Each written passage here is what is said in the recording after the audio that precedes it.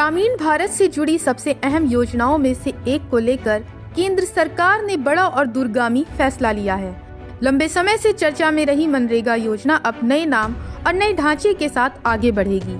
वहीं सरकार ने न सिर्फ योजना का नाम बदला है, बल्कि इसके तहत मिलने वाले काम के दिनों और मजदूरी में भी इजाफा किया है। जहां बढ़ती महंगाई और ग्रामीण इलाकों में रोजगार की जरूरतों को देखते हुए इस फैसले को अहम माना जा रहा है। सरकार का दावा है कि इससे गांव की अर्थव्यवस्था को मजबूती मिलेगी और मजदूरों की आय में सीधा सुधार होगा। हालांकि सरकार के इस फैसले पर सियासत भी तेज हो गई है। जहां मनरेगा का नाम बदलने पर कांग्रेस ने केंद्र सरकार की जमकर आलोचना की है। ऐसे में सवाल यह है कि आखिर सरकार ने मनरेगा का नाम क्यों बदला और अब मनरेगा की पहचान बदलने से ग्रामीण मजदूरों को इससे क्या फायदा मिलेगा। तो चलिए इस वीडियो में इन सभी सवालों के जवाब विस्तार से जानते हैं। दरअसल अब तक महात्मा गांधी राष्ट्रीय ग्रामीण रोजगार गारंटी अधिनियम के नाम से जानी जाने वाली मनरेगा योजना देश की सबसे बड़ी सामाजिक सुरक्षा योजनाओं में शामिल रही है।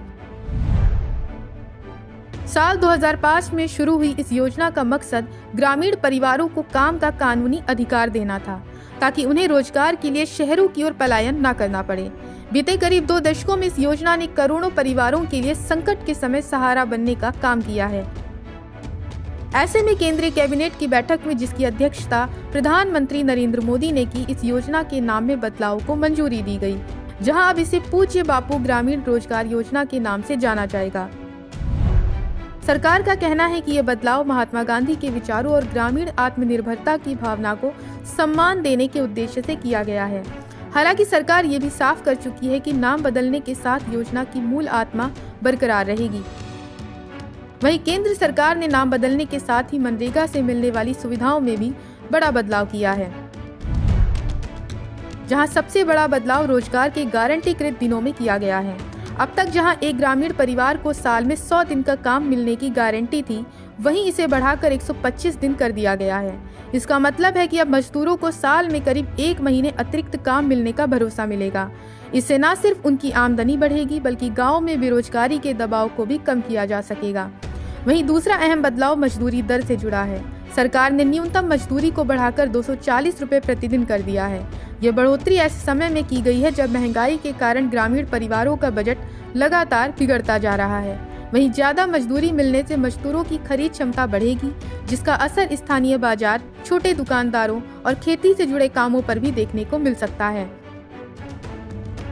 हालांकि जहां एक ओर सरकार के इस कदम की तारीफ हो रही है, वहीं दूसरी ओर विपक्ष ने मनरेगा का नाम बदलने को लेकर केंद्र सरकार की तीखी आलोचना की है। कांग्रेस महासचिव व सांसद श्रीमती प्रियंका गांधी ने कैबिनेट के फैसले पर सवाल उठाते हुए कहा कि आखिर मोदी सरकार की मानसिकता क्या है, नाम बदलने से किसका फायदा होगा। समझ नहीं सकते कि इसके पीछे मानसिकता क्यों है, क्या है, क्योंकि महात्मा गांधी जी का नाम है सबसे पहले, और दूसरा जब भी रीनेम करते हैं तो सरकार की जो रिसोर्सेज हैं ये मतलब उसमें फिर से व्यर्थ होती हैं, क्योंकि हर चीज को रीनेम करना है, सारे ऑफिस रीनेम करने हैं, सारी जो स्टेशनरी है सब कुछ करना पड़ता है, तो एक बड़ी एक्सरसाइज होती है जिसमें पैसे भी लगते हैं।